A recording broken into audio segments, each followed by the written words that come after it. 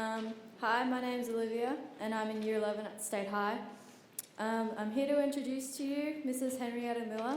She was my teacher in Year 5 when I was at Roseville College, and I think that she was one of my teachers who thought that I could do better as a student and that I had lots of potential, so that sort of pushed my grades up and it really helped me in my future years at school. So at the time I had no idea who my teacher was, famous, and that she had 3,500 Twitter followers. So there are good reasons for this, and I encourage you to follow her and to read her class blog. Please join me in proudly welcoming Miss Henrietta Miller from Roseville College and Brooklyn School.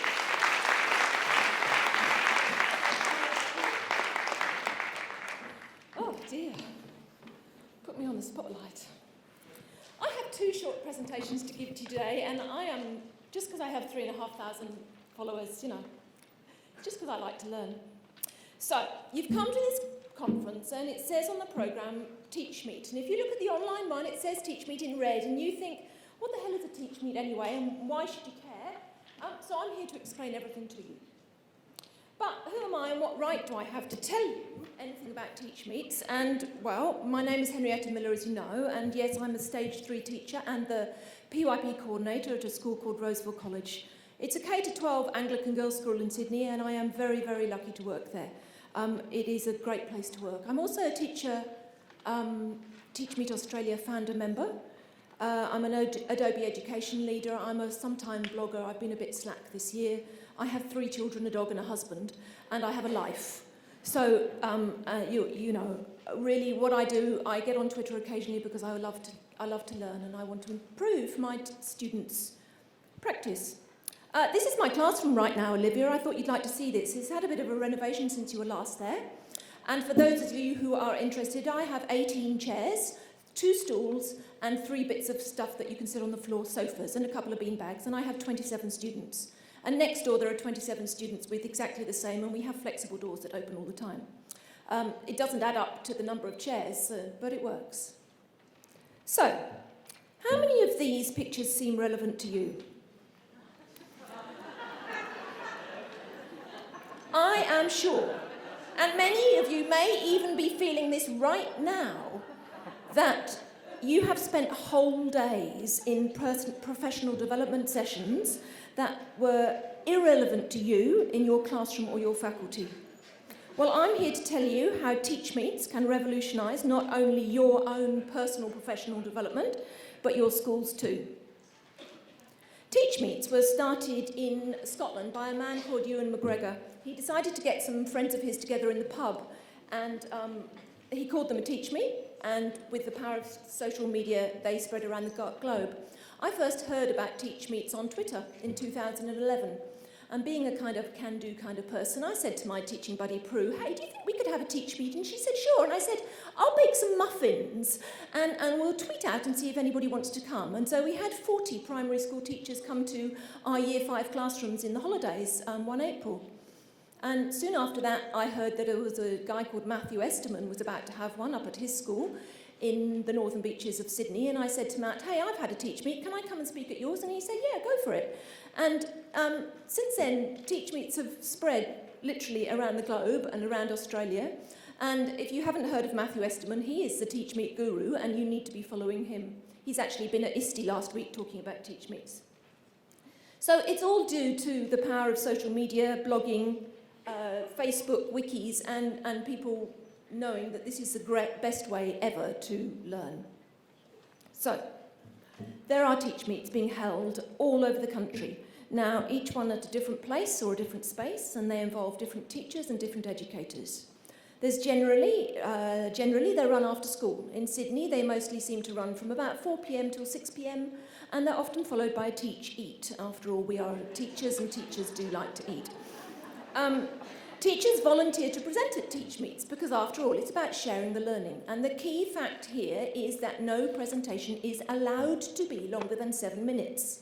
How bored can you get in 7 minutes? If someone is presenting on something that you don't care about, 7 minutes later there'll be another one. At some TeachMeets they have a toy camel and they throw the camel at people to make them stop. So, it's not long before someone is presenting something that will interest you. And as I said, they often end with a teach eat. And in fact, sometimes we even just have teach eats because, hey, the best way to get to know other teachers is to socialise. And when you're chatting or drinking or eating together and having a little, oh my God, did you really realise what happened in my classroom last week? You know that you are not alone. And from that moment, you can learn.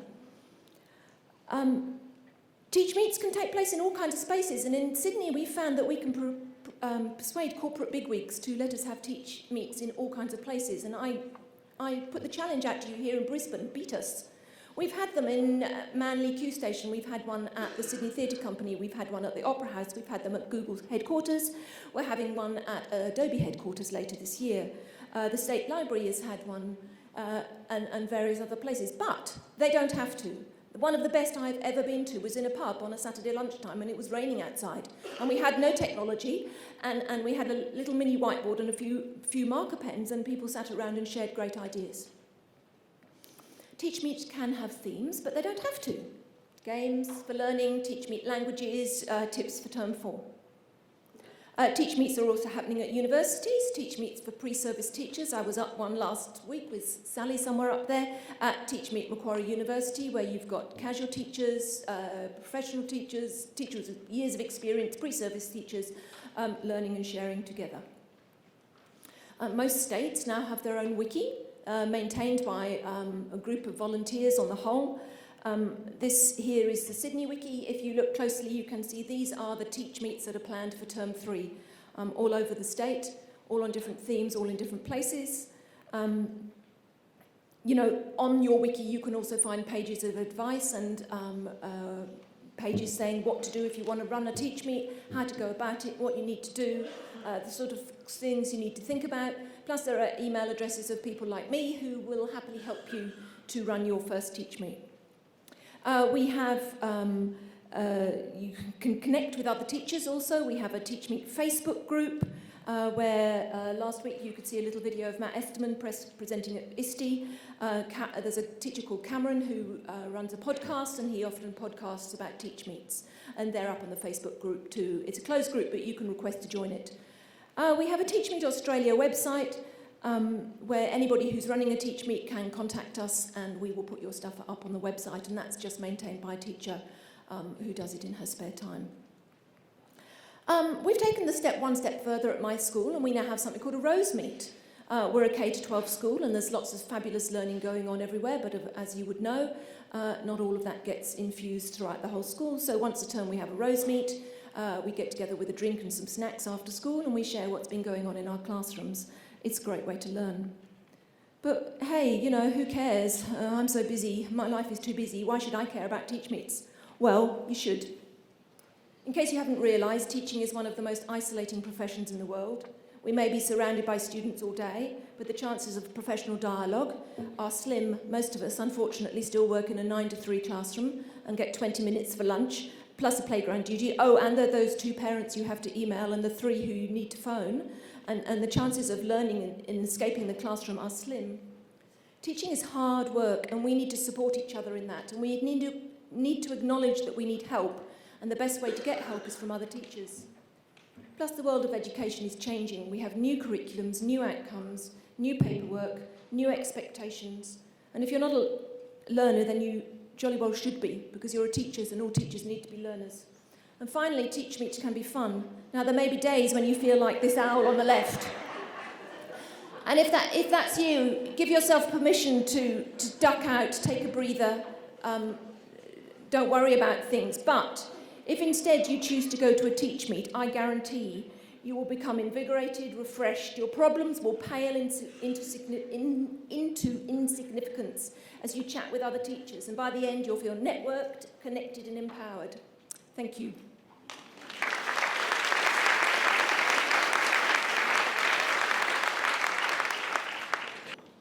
So, in true TeachMeet style, this is a TeachMeet presentation. It's only 7 minutes long, so if you're bored, I don't mind if you can check your emails, and actually I can't see what you're doing anyway, so that's fine. It's an abbreviated, a taster version of one I gave last year at the Australian Computers in Education Conference in Adelaide, and at the end I'll share some links with you in case you'd like to read more. Ban boring homework, try blogging instead. Oh, hang on, I've gone too far. Okay. Yep, there we go. Right. I believe in working smarter, not longer. I've already introduced myself to you, and as you will gather, I have a fairly busy life, and I'm not too much interested in this marking. Now, obviously, as a teacher and a Year 6 teacher at a private school, I have quite a lot of marking. And it is a school requirement that I set homework, but why add to my marking load with homework as bookwork? Who wants to lug home a pile of books? What good does it do for their learning? Apart from anything else, I've always found that those that can do, and those that can't avoid or get their parents to do it instead. I also, personally, don't believe my students could care two hoots what I write in their books. They might care if I gave them marks, but they only care about marks if it is to compare themselves to each other, and we don't give marks at my school. Comments only, with next steps, individualised feedback to learning. But I believe that peer editing, peer reflection, peer marking teaches way more to a student than my red pen. And I also need and want their homework, such as it is, to be meaningful, to add to their prior knowledge and to build skills. And I believe in Year 6, I need to prepare them for high school, where the homework does get a bit more. So, I'm going to talk to you about how we've banished boring homework and used blogging instead, and how you could do that to take the first steps to empower your students to care about what they write. You're giving them an audience for their work, and you're doing your bit to work smarter a lot longer. Yep, you still have the doers and the avoiders amongst your students, but not as much, I guarantee it. At Roseville College, we use student blogs in Year 6 for all our homework from about the middle of Term 1. And in Term 2, we use it to complete a self-directed passion project. Let's get down to nitty-gritty before we get to the passion project. Outcomes. We all need to meet them, and they are what define what our students should be learning in the classroom. Now, these are directly taken from the New South Wales of the Australian English curriculum.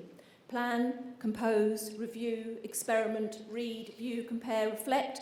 All these verbs and many more are found in these outcome statements, and I believe you can meet all of these through blogging. Not to mention audience. What better audience can a Year 6 student have but their community, their peers and the wider world? You can support your students' learning in English through use of blogging. But what is a passion project? A passion project is a student-directed project where they decide what they want to learn, how they want to learn it, how they want to share their learning, and what they want to produce. We run this over the course of Term 2. Each week, my students need to complete a little of what their task is and write about it on their blog. And each week, they visit 4 other student blogs and read their posts and comment on them. I'm now going to share with you just a few screenshots from some passion projects in the last couple of years. This one on the left here, this is Holly. Holly was not particularly academically gifted, you might say, but she turned out to be a really, really good photographer. She borrowed her mum's camera, she took photos and taught herself how to learn everything there is to do with cameras. She produced a calendar at the end of it, which she went on to give to all her friends as Christmas present, and it was a really validating project for Holly. She really grew in her self-esteem from doing something like this. This one's Alex. I teach at an all-girls school, all about motorbikes and quad bikes, not your usual girly stuff.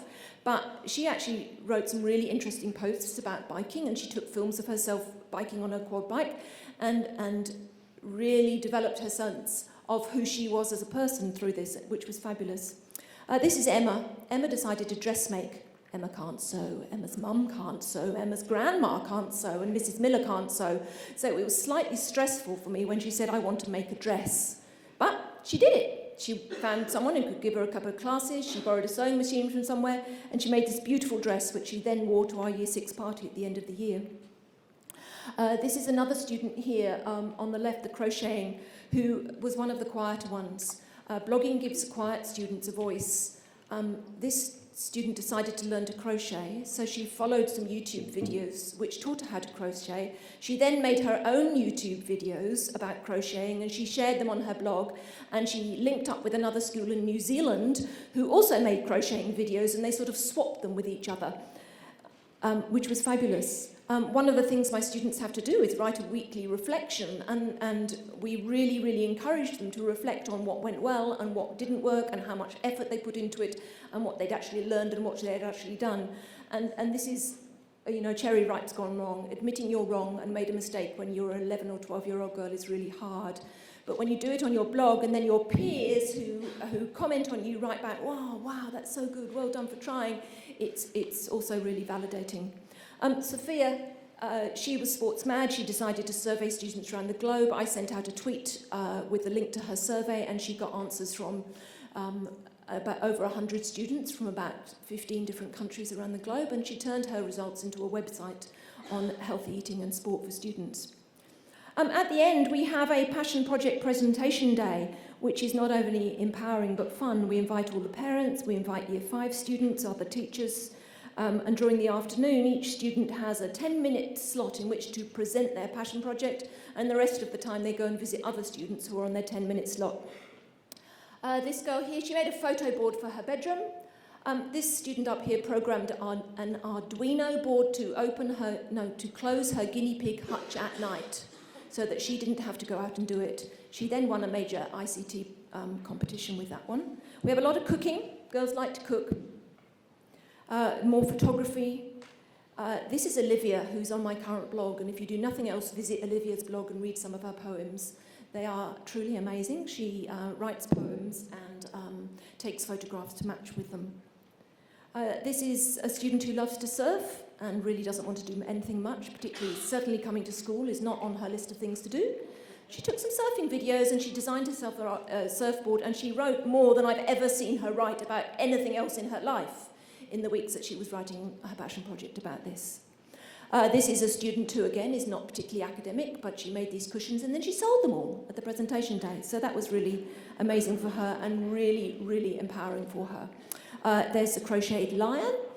We had a dog who learned some tricks and came in to share them.